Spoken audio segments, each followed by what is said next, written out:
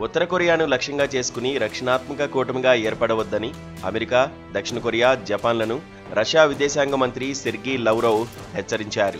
సైనిక, ఇతర సహకారాలను మరింత బలోపేతం చేసుకునే ప్రయత్నాల్లో భాగంగా మిత్రదేశమైన ఉత్తర కొరియాలో పర్యటనకు ఆయన వచ్చారు.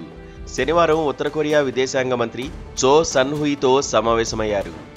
ఈ దేశం చుట్టూ ఆ మూడు దేశాలు సైనిక బలగాలను మోహరిస్తుండడంపై ఆగ్రహం వ్యక్తం చేశారు. రష్యా, ఉత్తర కొరియాలకు వ్యతిరేకంగా పొత్తులు కుదుర్చుకునే సాహసం చేయొద్దన్నారు. అయితే కొంతకాలంగా రష్యా, ఉత్తర కొరియా మధ్య సంబంధాలు బలపడుతున్నాయి. సైనిక, ఆర్థిక సాయానికి ప్రతిగా ఉక్రెయిన్పై యుద్ధానికి ఉత్తర కొరియా మద్దతుగా నిలుస్తోంది. తమ సైన్యాన్ని, మందుగుండు సామాగ్రిని రష్యాకు సరఫరా చేస్తోంది. అమెరికా, దక్షిణ కొరియా, జపాన్లు ఉత్తర కొరియా సమీపంలో అణ్వాయుధ సామర్థ్యం కలిగిన అమెరికా బాంబర్లతో సైనిక విన్యాసాలు నిర్వహించాయి. ఈ క్రమంలోనే ఉత్తర కొరియాకు వ్యతిరేకంగా కూటమి ఏర్పాటు చేయవద్దని రష్యా హెచ్చరించింది.